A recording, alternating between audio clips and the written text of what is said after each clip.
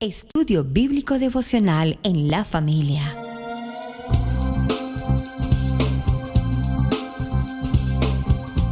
Para las familias, con los pastores Roberto, Pili y Camilo Alfaro.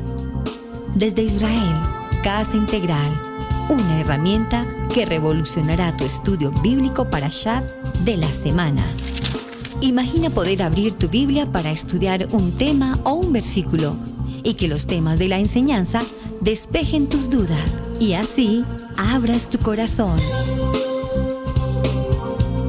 Un panorama desde una perspectiva hebrea.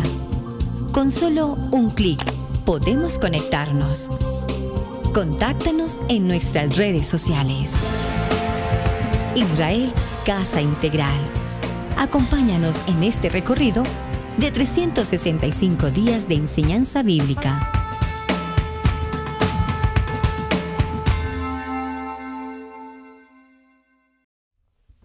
Bien, mis amados hermanos, bienvenidos a este tiempo especial del estudio Parashá en familia. Su hermano pastor Roberto Alfaro les saluda y como siempre les brindamos la mejor y cordial bienvenida. Un saludo especial para ustedes. Soy la pastora Pili Alfaro. Les saludo con una palabra de bendición porque acuérdense que la seguridad es de todos. Mis amigos, bendiciones para todos ustedes. Gracias por estar conectados en el programa del día de hoy, Parashá en familia, para la familia. Comenzamos un nuevo estudio bíblico, Bamidbar, papel y lápiz, y vamos a la introducción del día de hoy. Y usted se preguntará, ¿y estos pastores qué les pasó? ¿Se volvieron locos hoy? No, queremos invitarlos a que sí necesitamos tener nuestras mascarillas. Ahora, por supuesto, en un estudio de grabación no, pero al afuera sí es importante tener estas mascarillas puestas por nuestra salud y por la salud de otros. En verdad, el tener la mascarilla no es por mi salud, es por la salud de otro, por si yo tengo el coronavirus o cualquier tipo de virus, no quiero que otra persona contagiar a otro. Así que queríamos hacer este tipo de PSA para todos ustedes, que sí es importante tener buena seguridad durante este tiempo de la crisis. Vamos a la enseñanza del día de hoy. En el estudio bíblico devocional, acompáñanos en la enseñanza de hoy. Estás escuchando Estudio Bíblico en Familia. Bien, un tiempo maravilloso. Estamos muy contentos y agradecidos con nuestro Padre Eterno por la oportunidad que nos brinda en este nuevo comienzo, el libro número 4 de la Kadosh Torah, el libro de Bamidbar, libro de números. Saben ustedes, mis amados, que en las traducciones tenemos algunos, si puedo decir, errores que necesitamos corregir, obviamente. Observen, en la palabra Bamidbar es el verdadero nombre que debe llevar este libro número 4. Esta palabra Bamidbar significa en el desierto. Sin embargo, cuando vemos la Biblia en español, notaremos que el nombre del libro número 4 de la Torá es números. Esa palabra números allí muchos manifiestan que tiene que ver con el censo, que entre otras cosas hoy vamos a aclarar el concepto de censo, porque no es el censo desde el punto de vista numérico contable, sino otro tipo de concepto. Ahora, realmente el valor o el nombre de números en el libro número 4 viene de la traducción del griego al español. En el griego la palabra es arimetic, y como es arimetic, de donde viene la palabra aritmética, nos lo tradujeron al español como números. Repito, haciendo referencia al conteo del censo. Pero sin embargo, allí debería estar, si la traducción fuera del original hebreo al español, la traducción debería de ser libro de el desierto. Y vamos a hablar qué es y por qué es tan importante el desierto. ¿Por qué precisamente este libro nos va a hablar del desierto? Porque en el desierto, en el vacío, en la arena, se van a suceder muchas cosas en las que precisamente dependemos única y exclusivamente de nuestro Padre Eterno. Y precisamente en el desierto viene entonces la entrega de la Torá. Y esto tiene una significación muy, pero muy importante. Entonces, esta parashá nos va a hablar de los siguientes temas en el día de hoy. Primero, el censo, que ya aclararemos que es de los hijos de Israel. Segundo, las tribus, las 12 tribus de Israel, formadas alrededor del Mishkan, en orden norte, sur, este, oeste, lo vamos a definir. Tercero, cuál es su formación y el orden de partida del Mishkan, cómo partían a su vez cada una de estas tribus y cuál era su organización. Es extraordinario este punto.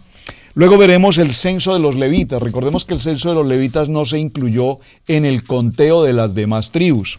El intercambio de los primogénitos por los levín y las funciones que las familias levitas debían realizar cuando se llevaba a cabo el traslado del Mishkan y cuáles eran los cuidados que se debían tener. Es interesantísimo porque recordemos que si hacemos una matemática sencilla, si tenemos 3 tribus por cada punto cardinal, norte 3, sur 3, este 3, oeste 3, estaríamos hablando de las 12 tribus. Pero al mirar el interior de lo que va a ser el Mishkan, nos daremos cuenta que Merari, Gerson y Coat, que son los hijos de los levitas, pues forman una tribu más. Entonces, si hacemos la matemática, tenemos 13 tribus. ¡Wow! ¡Qué interesante! Y ya también aclararemos este aspecto. Así es que, bienvenidos a este nuevo libro, Bamidbar, apasionante. Sí, definitivamente una de las cosas que yo más he entendido de Torah es que recuerden que la Torah no es lineal. O sea, nosotros no tomamos la enseñanza de Torah linealmente y hacemos un estudio lineal. Porque la Torah no es lineal, la Torah es cíclica, lo hemos dicho en muchísimas ocasiones dentro de la enseñanza bíblica. Ahora, algo que quiero recalcar grandemente en este libro es que la palabra Bamidbar, tómate la palabra midbar, ¿verdad?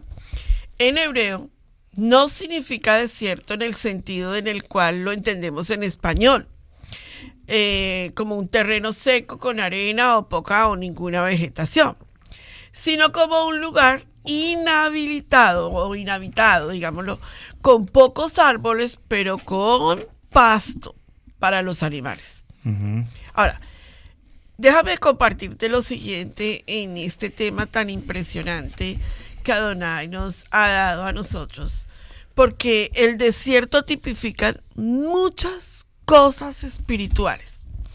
Hay mucha gente que tiene muchas enseñanzas que hablan y dicen, cuando salgas de tu desierto, estás en tu desierto, este es tu desierto, ¿verdad? Pero ¿saben algo que es importante entender en el desierto? ¿Quién es el que habita en el desierto? ¿Qué tipifica el desierto en nuestra vida?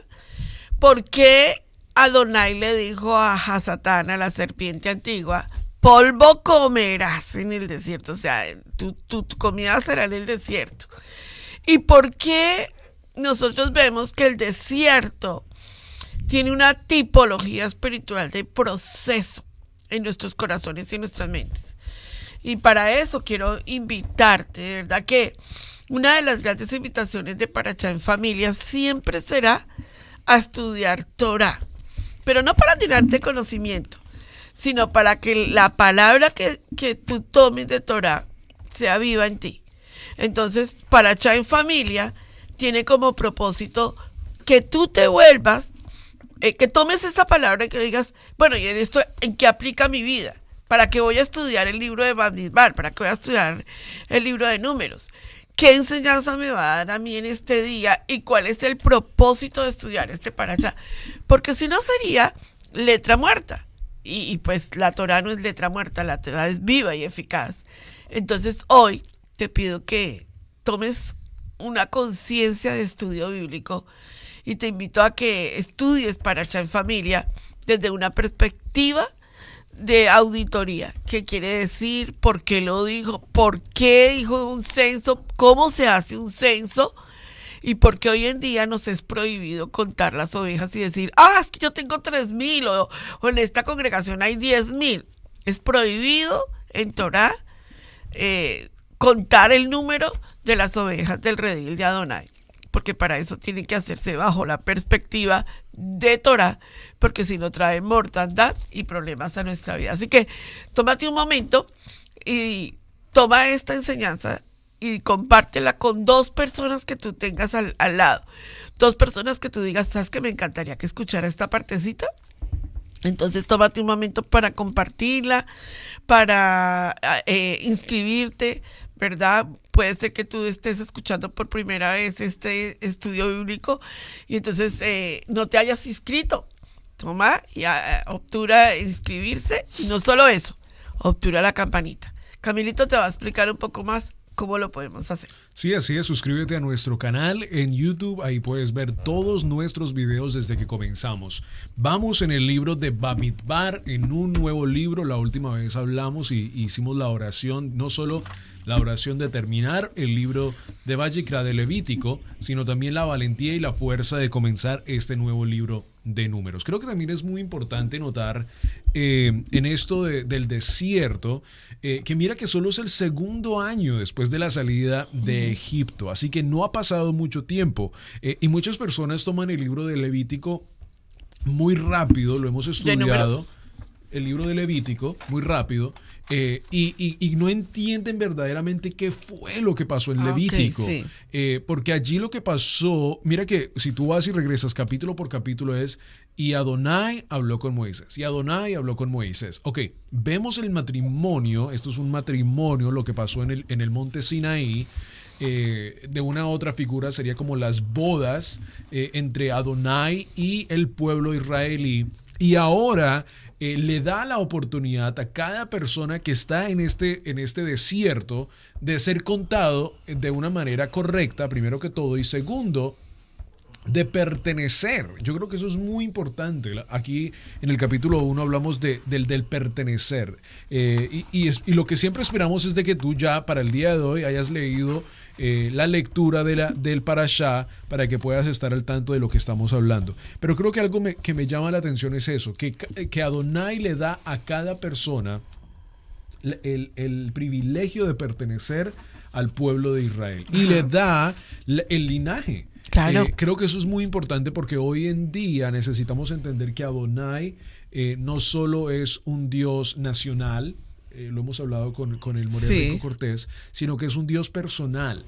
Y aquí lo vemos en este parashá, le da no solo al extranjero, sino también a la israelí de las 12 tribus la oportunidad de ser injertados en el pueblo de Israel y quedan sus nombres marcados bajo estas casas. Creo que también otra de las cosas que pudiéramos decir es porque Adonai ya sabía lo que iba a pasar. Claro. Aquí él está organizando un pueblo porque al final del terminar de este libro de Números la cosa no es muy buena. Especialmente para estas personas que están siendo contadas en este momento, la cosa no va a ser muy buena. Así que Dios no solo está estableciendo el convenio en el monte Sinaí, dando la ley, haciendo un convenio, yo seré tu Dios, ustedes serán mi pueblo. Y número 2, aquí les dice, ok, ahora tengo que firmar lo que va a ser el linaje de mi pueblo para que cuando estén en el exilio, ellos puedan saber a quién pertenecen y por qué les pertenece esta herencia de la tierra hasta el día de hoy. En este proceso que vamos desarrollando, quiero introducir un poco la lectura del capítulo 1. Para que desglosemos términos. Además que tenemos un invitado de honor. Así es. Acuérdense. Habló Adonai a Moshe en el desierto del Sinaí, en el Mishkan de reunión. Observen que nos está entregando puntualmente. ¿Dónde habló? En el Mishkan. Ya tenemos el tabernáculo, el Mishkan está construido. Y le dijo, y hay algo muy interesante aquí en el primer verso, capítulo 1, que nos habla de una fecha. Es la primera vez que se nos da una fecha tan puntual. Nos dice, en el día primero del mes segundo, en el año segundo de su salida de la tierra de Egipto. Muy importante porque nos está indicando exactamente un punto de inicio. Tomad el censo. Esta palabra censo aquí, como nosotros entendemos un censo como el conteo de personas, pero realmente aquí la palabra censo viene en el hebreo es la palabra sens, que significa elevar. La palabra seu en hebreo significa elevar, significa levantar la cabeza. Miren qué interesante. Y levantar la cabeza lo que significa, y lo dice en el verso 3, los varones de 20 años arriba, todos los que puedan salir a la guerra en Israel, los contaréis tú y Aarón por sus ejércitos. Es decir, que a los jóvenes que estaban en una mayoría de edad, de 20 años en adelante hasta los 60, se les levantaba la cabeza, y esa acción de levantar la cabeza, que es seu, que es censar, lo que significaba era subirlo a una posición, a una labor, a una responsabilidad. Esto es muy interesante, hermanos, porque veámoslo en el tiempo del siglo XXI, en nuestros días. En nuestros días los jóvenes en muchos países no pueden trabajar si no tienen como mínimo 16 años de edad. Muchas empresas no lo reciben si mínimo no tienen 16 años de edad, y además si trabajan parcialmente, medios tiempos. Pero es importante tener presente que la Torá nos enseña que a un niño, desde muy niño, desde los 4 años en adelante, si es posible, ya se le deben asignar responsabilidades básicas, elementales, obviamente de un niño. Pero es que nosotros tenemos hoy jóvenes de 20 años, de 18 años, ya con mayoría de edad, que no arreglan una cama, que no limpian un cuarto, que no tienden sus camas, que no organizan su ropa, que no organizan sus zapatos. ¿Por qué? Porque nunca desde niños les hicimos el censo. ¿Cuál censo? El levantarles la cabeza y exigirles responsabilidad en las tareas de la casa. Entonces, yo no sé, son tiempos diferentes, pero en el caso personal, en mi tiempo, desde los 11 años yo empecé a trabajar y podía hacer mi trabajo y además hacía mi estudio, y pasé desde mi adolescencia, la juventud trabajando y cumpliendo con mis responsabilidades académicas. Pero por ejemplo aquí, repito, en Estados Unidos es un cambio muy distinto, y sé que en otros países es igual. Aquí esta labor de censo, repito, tenía como función poner a los hombres en una posición de responsabilidad. Pero además, ¿qué función tenía? Una vez establecido el número de personas, se asignó alrededor del Mishkan, en los 4 puntos cardinales, se organizaron las 12 tribus o los 12 hijos de Israel, de Jacob. Y los voy a mencionar muy rápidamente, usted puede hacerlo con detenimiento en casa. Tengo que mencionarlo porque es parte del Parashá. En la zona norte estaba la tribu de Dan, Asher y Neftalí. Mañana en Parashá explicaré un poco más en detalle esto. En la parte sur estaba Rubén, Simeón y Gad. En la parte west, al occidente, estaba Efraín. Y esto es muy interesante. Observen, en el west, en occidente estaba Efraín. ¿Qué te dice eso, Pastora Pili? Ya nos dices. Sí. Efraín, Manashe y Benjamín. Y los distingue. Claro. Y en la parte este, en el is, se encuentra Yehudá, Isaacar. Sí, Yehudá, Isaacar y Zebulón. Es muy interesante esta distribución. Ahora, en el interior del Mishkan, o en el interior del cuadro donde va a estar el Mishkan, en su entorno más cercano, estaban los levitas, alrededor. Los 3 hijos de la tribu de Leví, que son Merari, Gerson y Coat. Y a su vez, a la puerta de entrada del Mishkan estaban Moshe, y Aarón, el Cohen Gadol, Aarón y sus hijos los sacerdotes. Cuidando la entrada. Es importantísimo tener presente que Moshe, Aarón y sus hijos tenían la responsabilidad en este censo de ser los guardianes, los que vigilan, los que protegen la entrada. Y observen, en esa entrada por la puerta este está la tribu de Judá. Recordemos que de la tribu de Judá vendrá nuestro Yeshua. Mesías, Yeshua HaMashiach. Y en Yeshua HaMashiach podemos con toda claridad decirlo. Él en el libro de Juan dice, yo soy la puerta. Juan capítulo 10, verso 9 dice, yo soy la puerta. Y es importante tener este texto para saber que en el libro de Números nos está indicando en esta distribución tan extraordinaria por qué cada detalle y cada ubicación de las tribus es extraordinariamente estratégica y fundamental. Vamos a un corte y volvemos con el invitado de nuestro día de hoy para que nos comparta un poco del Parashá en familia para la familia. Israel, Casa Integral, es una congregación para la familia en Torá. Contáctanos en YouTube, Israel, Casa Integral.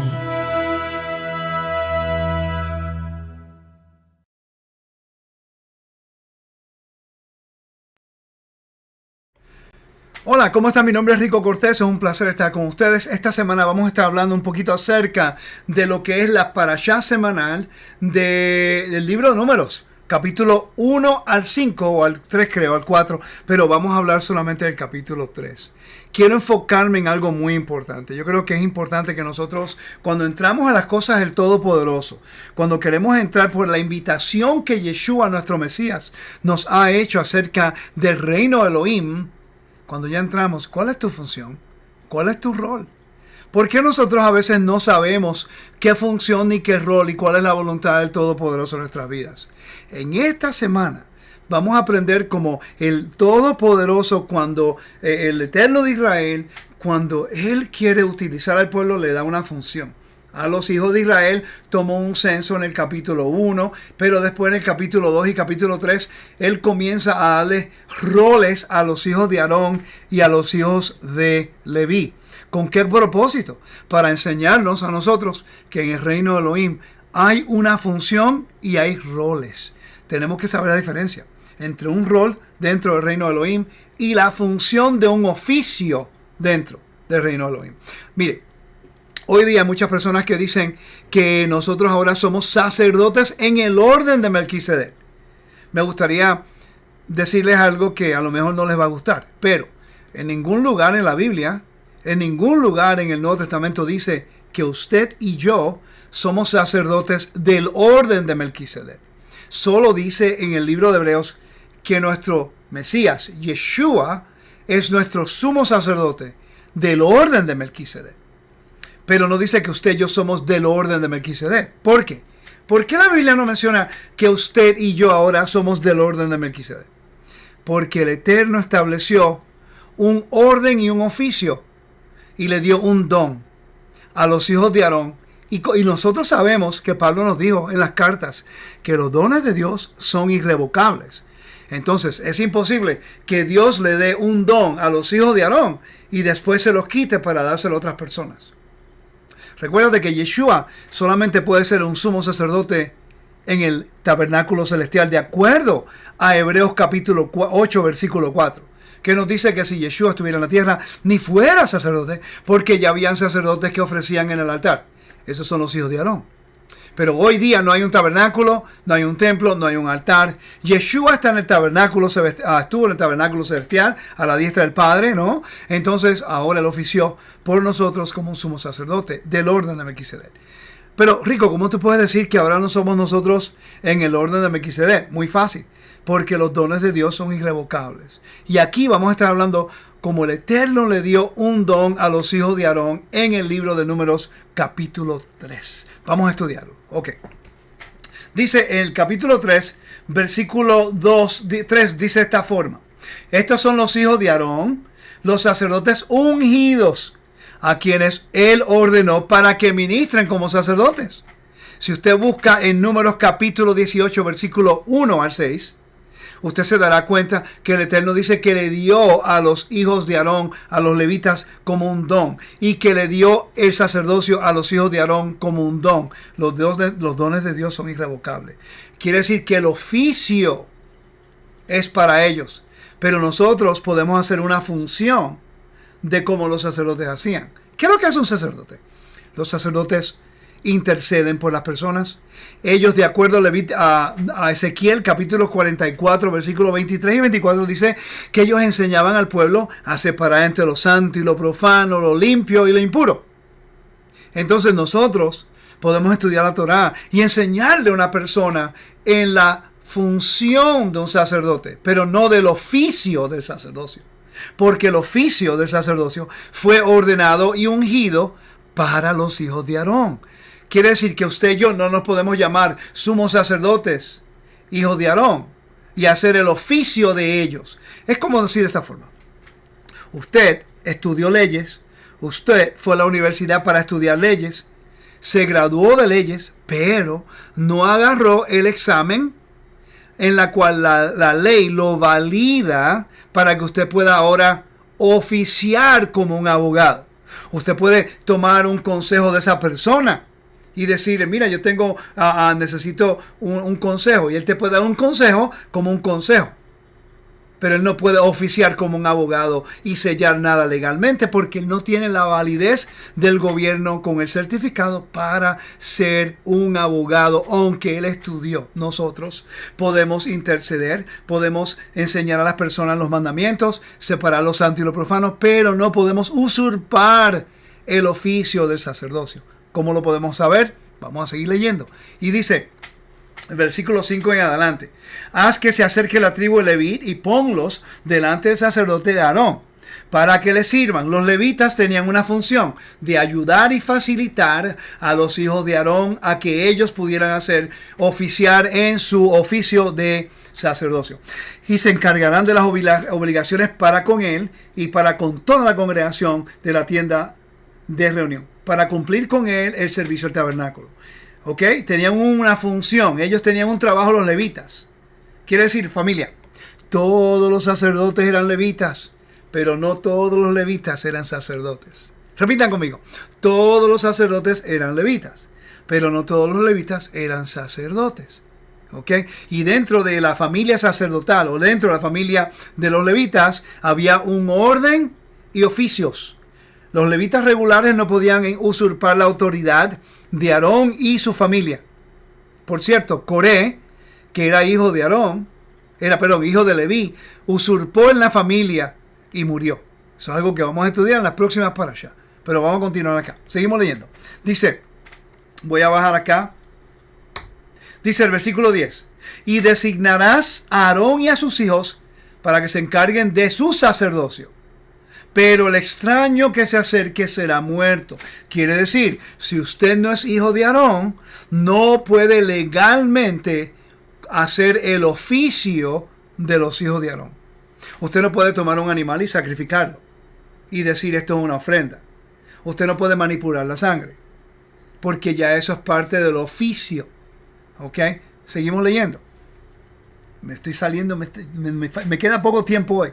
Dice, el Señor habló además a Moisés diciendo, mira, ya he tomado a los levitas de entre los hijos de Israel en lugar de todos los primogénitos. Mira qué interesante. Los que abren el seno materno de entre los hijos de Israel, los levitas, pues serán míos. Porque mío es todo primogénito. El día que herí a todos los primogénitos en la tierra de Egipto. Consagré, mira, consagré, ungió, consagró para él. Palabra muy importante. Versículo 3, ungió. El versículo 13, consagró. Para mí todos los primogénitos de Israel, desde el hombre hasta el animal, mío serán. Yo soy el Señor. Después el Señor habló a Moisés en el desierto de Sinai diciendo, mira lo que dice aquí. Él consagró cuando sacó a los hijos de Israel de Egipto. Pero cuando el pueblo de Israel adora el becerro de oro, ellos transgredieron el convenio y ahora les coge a los hijos de Leví como sus primogénitos. Vamos a leer. Dice, cuenta a los hijos de Leví por sus casas paternas, por sus familias, contarás todo varón de un mes arriba. Entonces los contó a Moisés conforme al orden del Señor. Contó a los hijos Gershón, Coat, Merari, le dio función con todas las familias y vamos a seguir bajando y quiero leerte estos versículos ya bajando del capítulo. Redención de los primogénitos. Dice aquí, entonces el Señor dijo a Moisés, cuenta a todos los primogénitos varones de los hijos de Israel de un mes arriba y haz una lista de sus nombres y tomarás a los levitas para mí. Yo soy el Señor, en lugar de todos los primogénitos de entre los hijos de Israel. Voy a ponerlo aquí. Él toma a todos los levitas para hacer un sacerdocio, para oficiar en el templo. Por eso es que nosotros no nos podemos llamar ahora sacerdotes del orden de Melquisedec, porque en ningún lugar existe en la Biblia. El Eterno escogió a Israel como una nación santa, una nación sacerdotal. Ellos adoraron el becerro de oro. El adorar el becerro de oro profanó el campamento, hubo juicio, el Eterno restauró el convenio, pero él dijo, yo voy a utilizar ahora a Aarón y a sus hijos y a los levitas para que se acerquen a mí al tabernáculo. ¿Ok? Ahora los hijos de Israel van a tener que verlos a ellos para que entonces ellos puedan interceder a entrar al tabernáculo. Ellos no pueden subir más allá porque son áreas de santidad. ¿Están viendo el punto, no? Ok, seguimos. Y el ganado de los levitas en lugar de todos los primogénitos del ganado de los hijos de Israel. Por eso es que se contaba la primogenitura. Mira lo que dice. Y contó Moisés a todos los primogénitos de los hijos de Israel, tal como el Señor le había contado. Y todos los primogénitos varones, conforme al número de sus nombres de un mes arriba. Los enumerados eran 22,273. Entonces habló Moisés al Señor diciendo, el Señor a Moisés diciendo, toma a los levitas en lugar de todos los primogénitos entre los hijos de Israel y el ganado de los levitas serán míos, yo soy el Señor.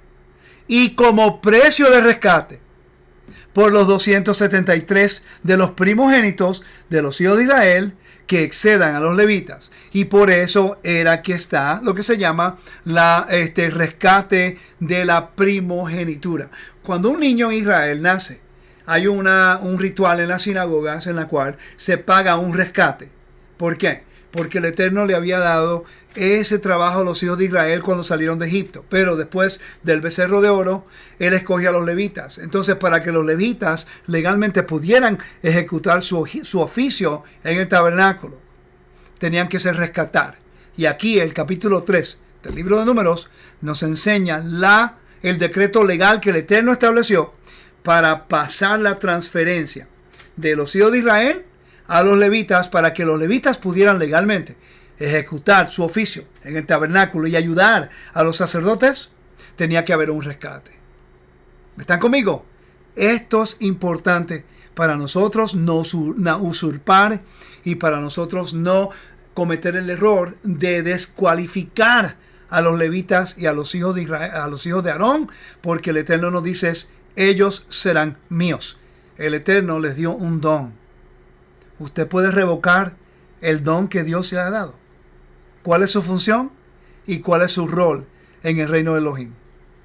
¿Usurpar el oficio de otros o facilitar a que las personas ungidas para ejecutar un oficio en el reino puedan hacer ese trabajo? Que el Eterno me lo bendiga y me lo guarde. Shalom. Estudio Bíblico Devocional en la familia.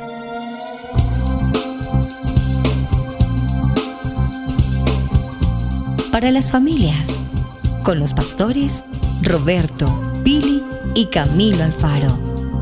Desde Israel, Casa Integral, una herramienta que revolucionará tu estudio bíblico Parashat de la semana. Imagina poder abrir tu Biblia para estudiar un tema o un versículo y que los temas de la enseñanza despejen tus dudas y así abras tu corazón. Un panorama desde una perspectiva hebrea. Con solo un clic podemos conectarnos. Contáctanos en nuestras redes sociales. Israel Casa Integral. Acompáñanos en este recorrido de 365 días de enseñanza bíblica.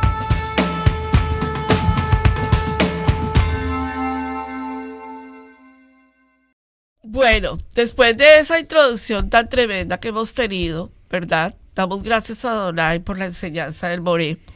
Déjenme mostrarles algunos aspectos que tenemos que tener en cuenta cuando Adonai en Bamidbar, en Números, nos dice, hagan un censo. Fue ordenado por Adonai. Pero hay varias condiciones espirituales que se tienen que cumplir para hacer un censo. A ver, ¿por qué esta información es importante? Saben que conocer cómo fue la salida de los hijos de Israel, que está en el libro de Éxodo capítulo 12, verso 37, ¿qué fue lo que sucedió en la salida de los hijos de Israel?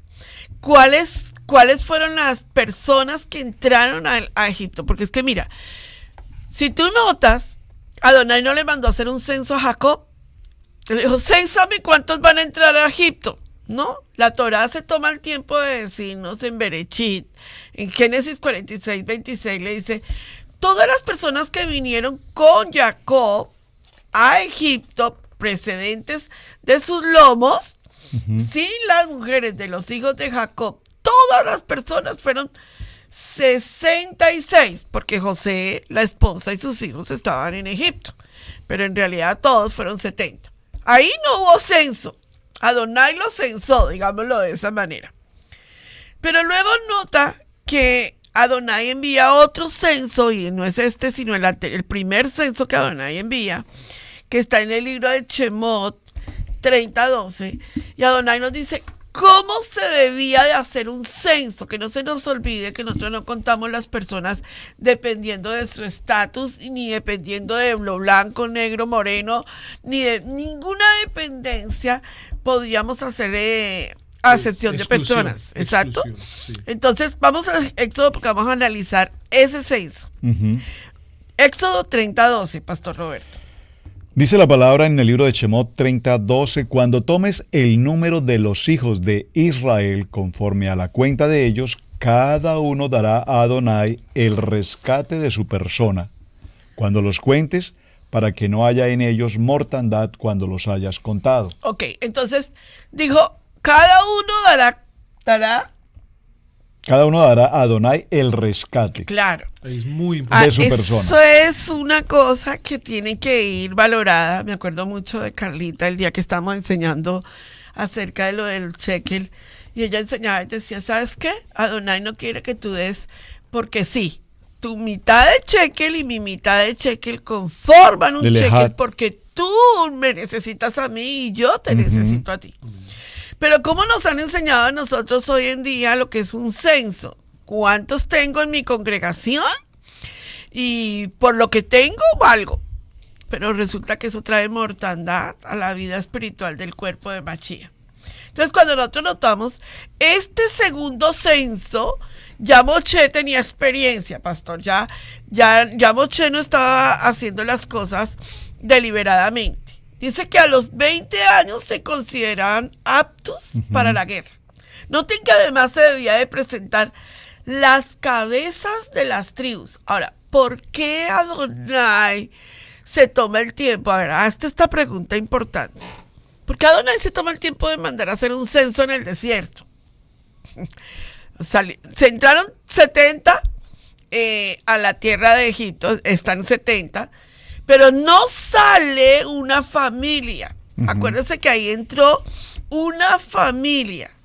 Yo quisiera que me leyeras, por favor, Shemot 1, para que veamos quién entró a Egipto, quién sale de Egipto y por qué este censo tiene que ser tan importante para determinar algo que el pastor Alfaro esta mañana me enseñó y necesito que nos lo enseñe en este momento.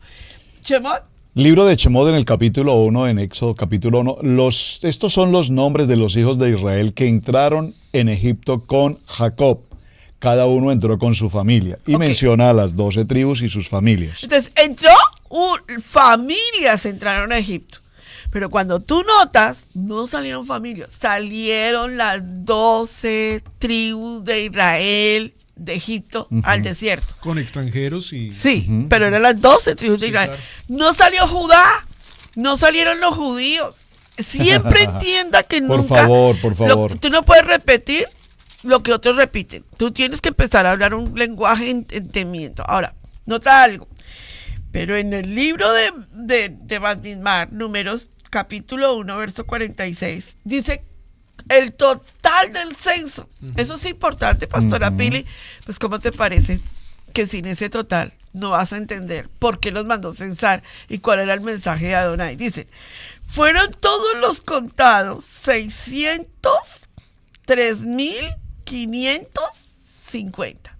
Pastor Roberto, ¿me puede explicar en gematría nada más y nada menos qué significa 603,550? Bueno, espero que lo puedan hacer. Les voy a pedir que hagamos la dinámica. Escribe, por favor, en el cuaderno de notas, escribe el número que aparece en este dato importante de Números capítulo 1, verso 46. Escribe esta cifra, 603,550. Entonces, este número, ¿por qué es tan importante? Porque si sumamos 6 más 3, su valor es 19. No, ¿De acuerdo? 6 más 3 es 9. Perdón, 6 más 3 es 9, discúlpeme. 9, gracias. Ahora, si sumamos 5. el número 5, y el número 5 nos da un valor de 10, ¿de acuerdo? Y ese número 10 en la gematría, recuerden que hay lo que se llama la gematría corta, el número 0 allí no tiene valor, entonces nos queda únicamente el número 1. Y ese número 1 corresponde ¿a qué? A la unidad, a Ejad. Es por eso que cuando hablamos de este número tan preciso que nos deja el libro de Bamidbar, evidentemente es porque nos está indicando algo significativo. Y no solamente, y no solamente este número, porque ya vamos a ver inmediatamente también el otro número. El total de levitas que teníamos, ya vas para allá, pero lo voy a mencionar, no fue sumado dentro de este grupo de las 12 tribus, fue totalmente aparte, y esto por la exclusión que se hizo con respecto al pecado explicado al morir rico del becerro de oro. El total de levitas era de 22,000. Y estos 22,000, si lo miramos, 22.22.000, los ceros anulan su valor, y al anular su valor nos queda el número 22. ¿Qué es el número 22? Las letras que conforman el alefato hebreo, es decir, de la alef a la taf. Muy interesante. Esos datos parece como que qué importancia tienen para hoy en día este tipo de enseñanzas. Me gustaría que Caminito compartiera por qué es tan importante este libro en la vida espiritual de una persona. ¿Por qué un censo es importante? ¿Por qué? Claro, y lo trataba de hablar unos minutos atrás en el sentido del matrimonio del monte Sinaí, ¿no? Creo que es tan importante, a mí me gusta siempre reflexionar, aunque por supuesto la parte histórica es lo más importante, porque acuérdate que este libro no se trata acerca de nosotros, se trata acerca de un cierto grupo de personas. Ahora somos por supuesto incluidos allí, pero cuando vemos la vida de una persona que ha aceptado el convenio en el monte Sinaí, y estamos hablando de que aquí no han salido del desierto, han estado en el desierto. Aquí no es que salieron al desierto después del monte Sinaí, están todavía en el desierto del Sinaí, o sea, han estado en el desierto desde el salir de Egipto, tanto que en unos meses más adelante de este evento vamos a ver el pueblo de Israel otra vez renegar, irse en contra de Moshe, sus mismos hermanos, Aarón y su hermana, se van en contra, le hacen un golpe de estado a Moisés. Y verdaderamente entonces aquí vemos cómo el pueblo de Israel todavía necesita pasar por purificación, y lo vamos a ver por el resto de la historia de la Biblia. Pero aquí lo que podemos ver, yo creo que es tan grande, es la gracia de Adonai. Como en el monte Sinaí les entrega a ellos el convenio, ellos adoran el becerro de oro, todavía los perdona, les da las instrucciones de lo que va a pasar ahora, pero sigue mostrando su gracia, sigue mostrando su gracia. Mira que la gracia no se ve todavía, no es solo del Brit Hadasha, sino que también aquí en la Biblia lo estamos viendo, en la Torá. Estamos viendo la gracia de Adonai. Y aquí lo podemos comparar muy cercano a una persona que ha entrado en el convenio y que literalmente comienza a pasar por el desierto, o sea, comienza a ser procesado. Tiene que pasar. Siendo procesado, porque aquí vamos a ver el pueblo de Adonai entrar en este desierto y un viaje que les debería haber tomado exactamente muy poco tiempo. 3 días. Debido a su desobediencia, debido a sus actitudes, a su cultura, les toma 40 años. Y una vez más, pues para no adelantarnos en la historia, pero yo creo que ustedes ya lo saben, esta generación no entra en la tierra prometida. Y creo que es bien impresionante eso. Ahora, ¿es Dios no fiel al que ellos no entren a la tierra prometida? No, pero Dios no quería que levadura entrara a la tierra prometida. Ellos todavía van a entrar en el sentido de fe, pero no entrarán a la tierra física de la tierra prometida, de la cual se les fue prometido, por su desobediencia y por su mala actitud. Adonai tiene que castigar a esa generación y permitir que la nueva generación sea como la generación purificada, sea que entre a la tierra prometida. Así que muy importante, porque Adonai también nos pasa por el desierto, claro, para procesarnos.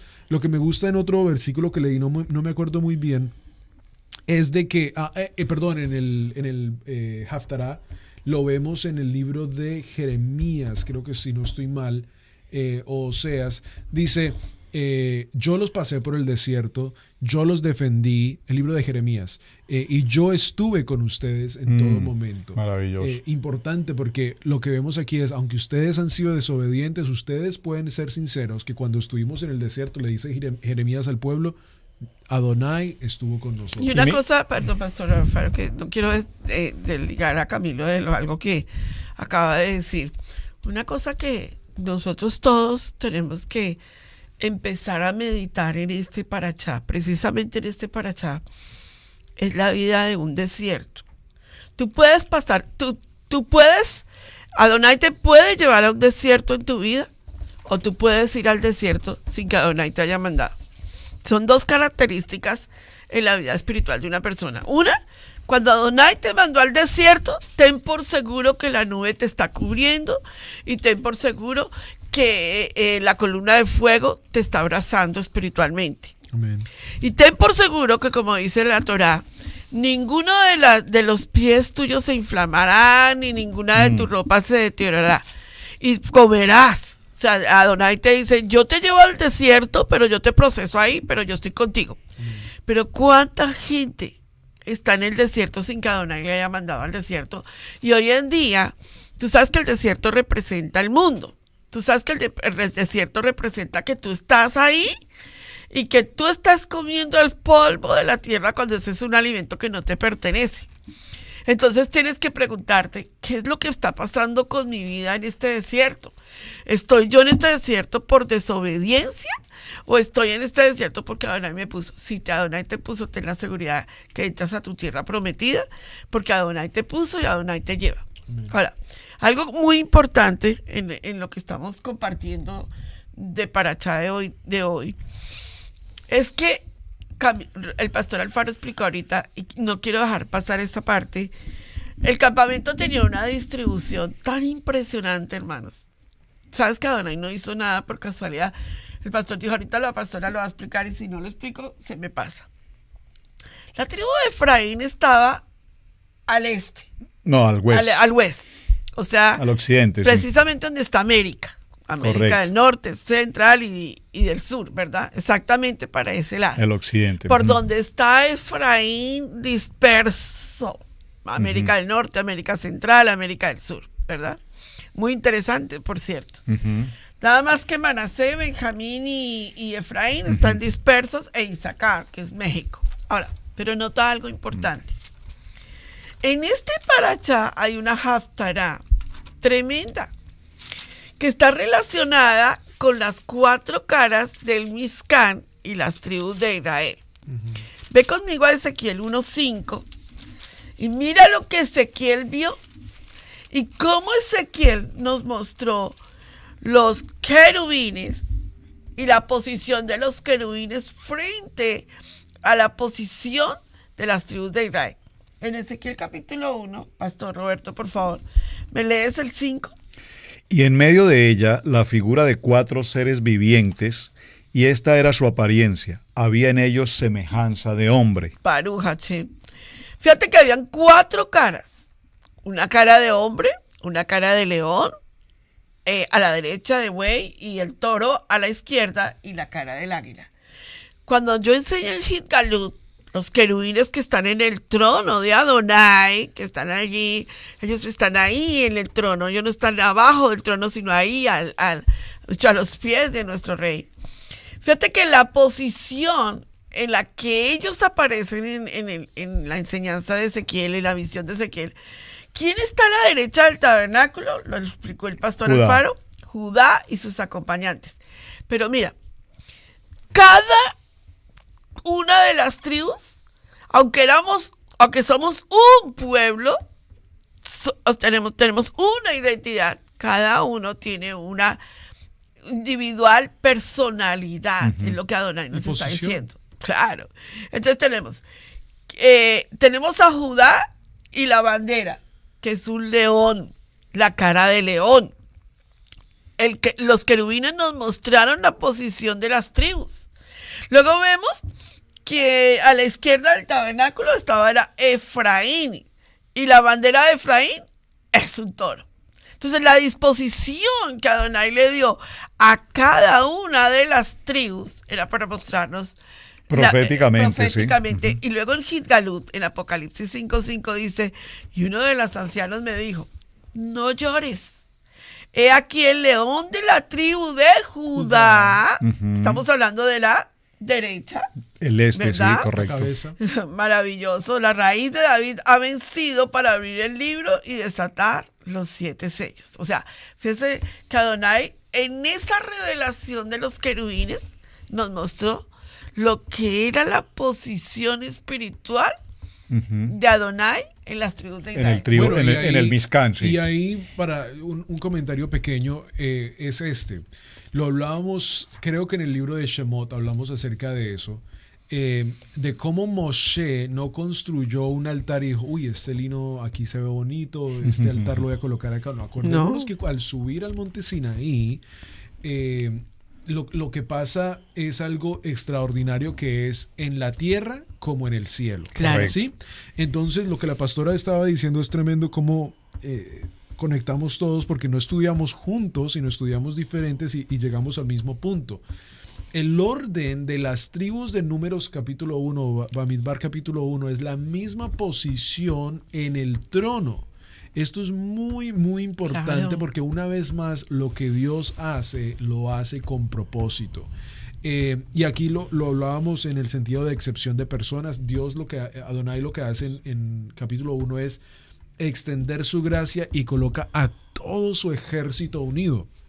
Lo vemos un poco comparado en Apocalipsis, en Apocalipsis capítulo 19, en el verso, déjame ver aquí, tengo mis notas, en el verso 14 dice, y los ejércitos celestiales, vestidos de lino finísimo, blanco y limpio, le seguían en caballos blancos. De su boca sale una espada aguada para herir con ella a las naciones, y él las regirá con una vara de hierro, y él pisa al lagar del vino de furor y de la ira del Dios Todopoderoso. Y el verso 8 dice, y ella se le ha concedido que se vista de lino fino, limpio y resplandeciente, porque el lino fino es las acciones justas de los santos. Aquí estamos viendo a un Adonai que ya tiene su ejército listo en el trono.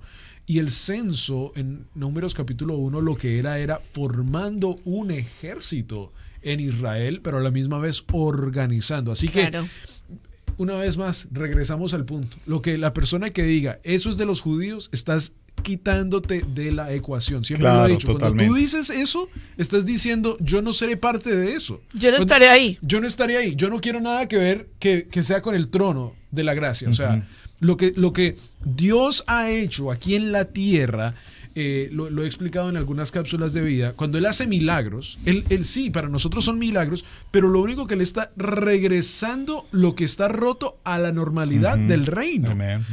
Cuando Él le dice a un paralítico, párate, camina, él está, lo único que está diciendo es, en mi reino esto no existe. Claro. Entonces, en el mismo sentido lo podemos comparar a este versículo, en el sentido de que cuando nos reunamos como Israel en el trono, estaremos parados en la tribu, Israel en la tribu y nosotros en la tribu que nos pertenece a cada uno de nosotros, reinando con Yeshua, como lo dijo la pastora, el león de la tribu de Judá, reinando por la eternidad. En el cielo no es que es un desorden como aquí en la tierra, que vamos a estar por todo lugar y vamos a poder hacer lo que queramos. O que en el cielo hayan los bautistas aquí, los metodistas allá. Los presbiterianos al amor todavía no han llegado. Lo que sea, no. Dios ha establecido un reino aquí en la tierra porque lo que estableció aquí en la tierra está en el cielo. Claro, y esto es bien interesante porque realmente la distribución de cada una de las tribus, como tú lo mencionabas, esa distribución perfecta nos indica organización. Exacto. Nos indica disciplina. Convenio. Nos indica formación, nos indica responsabilidad. Por eso la palabra, repito nuevamente, el seu, elevar, porque cada quien ocupaba un lugar y nadie podía ejercer una función distinta a la que se le había asignado.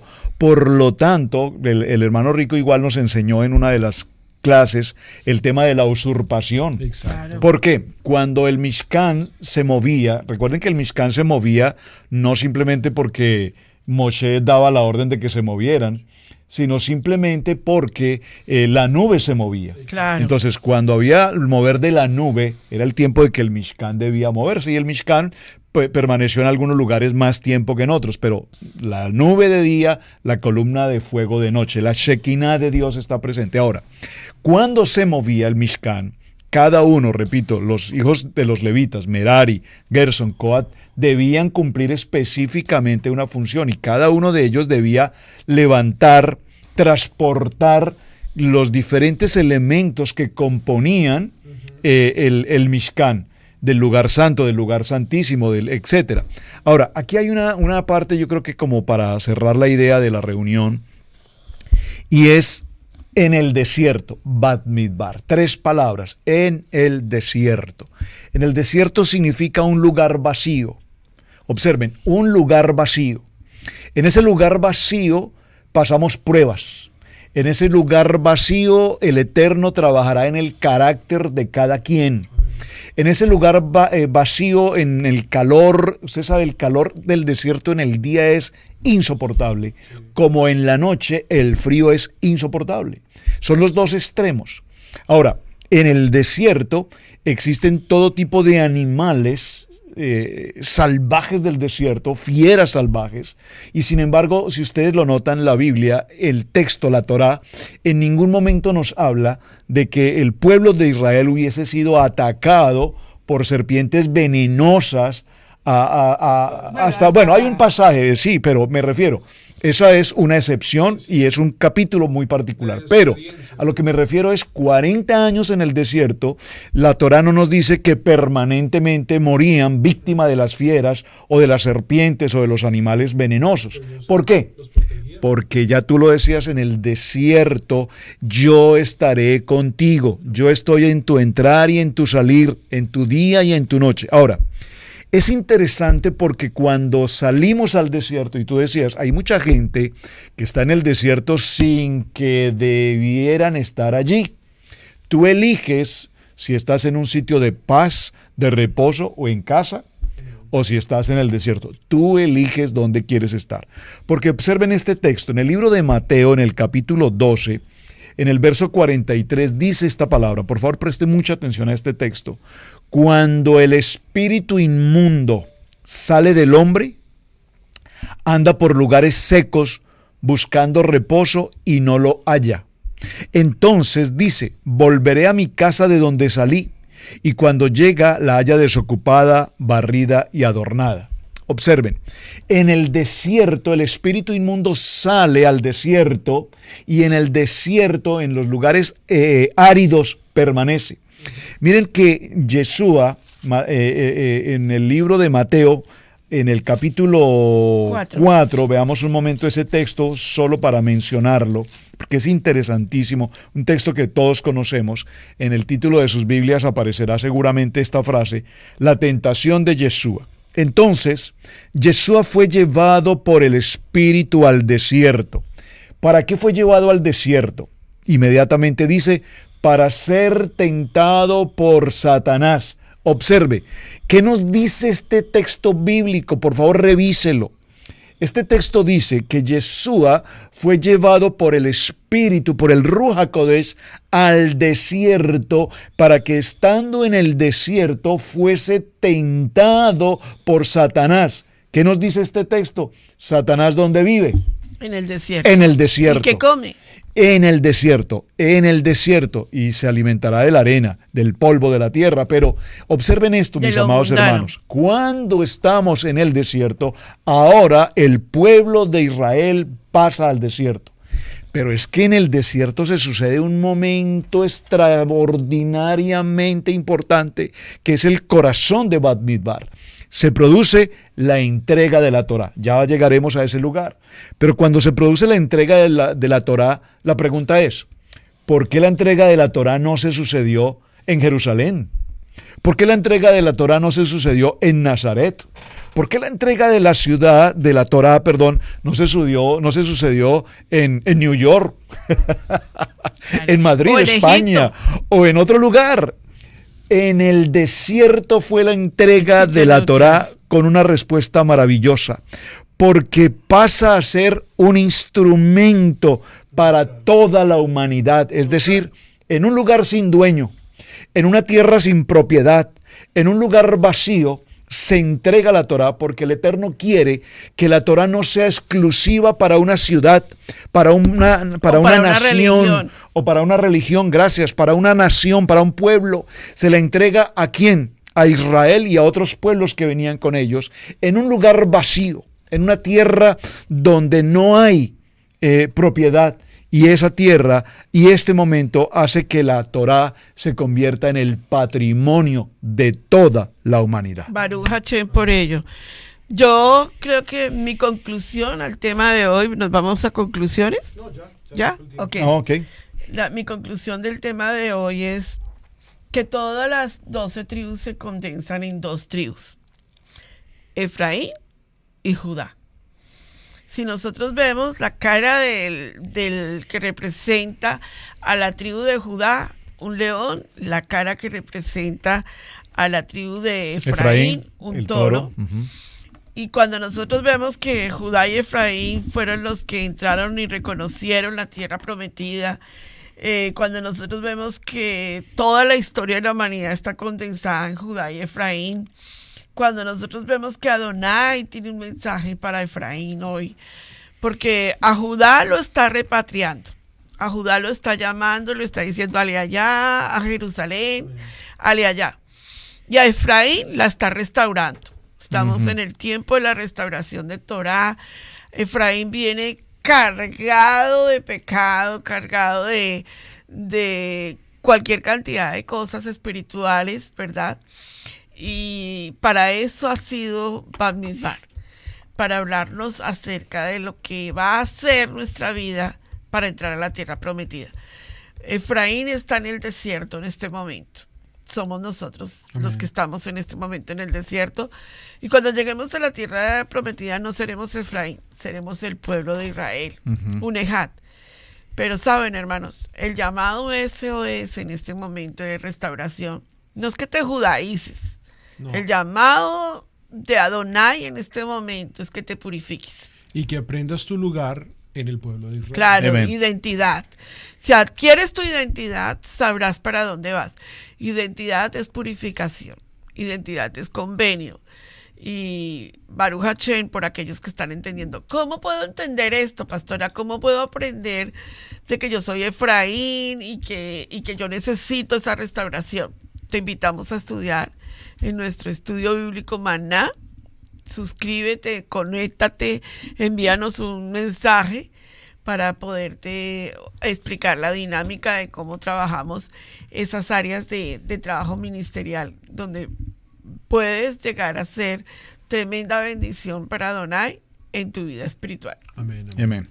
Bueno, mis hermanos, muchísimas gracias por estar con nosotros en el día de hoy. Comenzamos un nuevo libro de la Torá, Bamidbar, números, y comenzaremos toda nuestra trayectoria en los diferentes parashás que están dentro de este libro. Así que te invitamos que te sigas uniendo con nosotros, suscríbete a este canal, envíale este video a otras personas que necesitan estudiar. Si estás confundido, dices no entiendo, regresa al primer capítulo de Génesis de Bereshit, donde venimos estudiando toda la Torá juntos, y queremos que tú seas parte de ese pueblo que entiende su identidad y su posición en el pueblo de Israel. Será hasta la próxima vez. Shabbat Shalom. Shabbat Shalom. ¿Con qué los vas a dejar?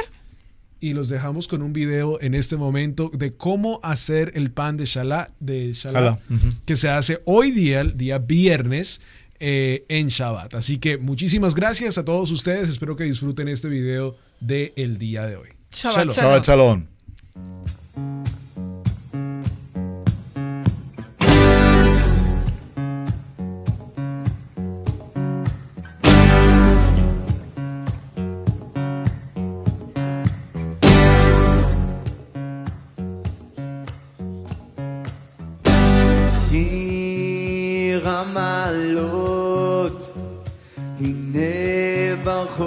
Adonai, Shir Hamalot, Hine baruchu et Adonai, Kol of day Adonai, אדוני בלילות. כל עובדי אדוני העומדים בבית אדוני בלילות. יברכך אדוני מציון עושה שמיים וארץ. שום ידיכם בבית אדוני וברכו את שמו. יברכך אדוני מציון עושה שמיים וארץ. שום ידיכם בבית אדוני וברכו את שמו.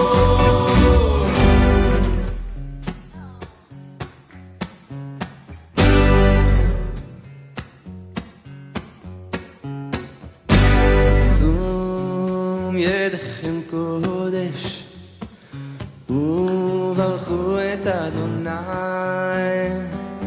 שום ידיכם קודש וברכו את אדוני.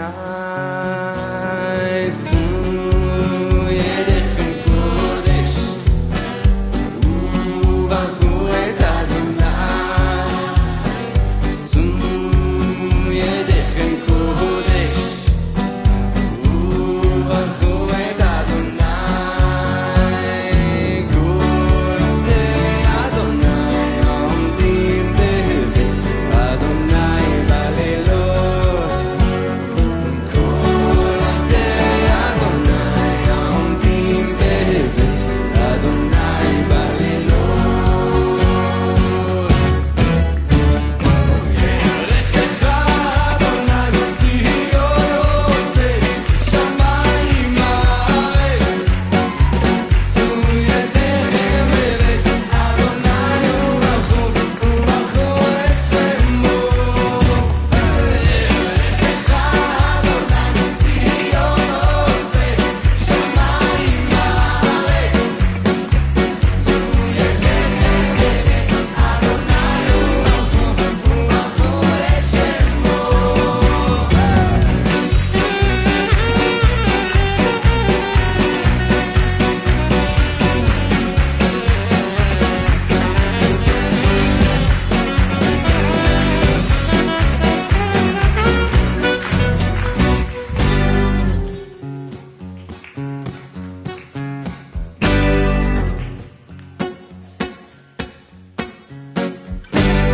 שיר המעלות, הנה ברכו את אדוני.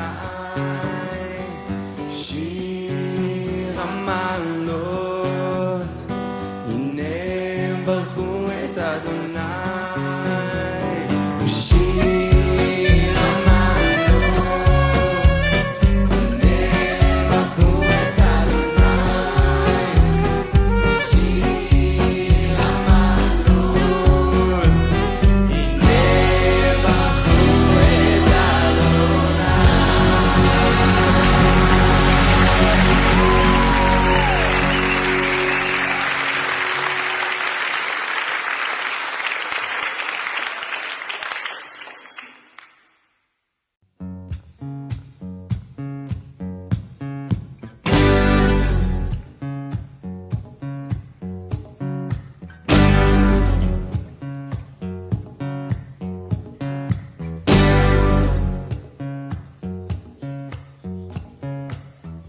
את שיר המעלות, הנה ברכו את אדוני.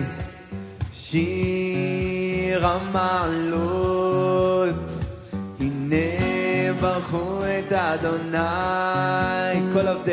כל עובדי אדוני העומדים בבית אדוני בלילות. כל עובדי אדוני העומדים בבית אדוני בלילות.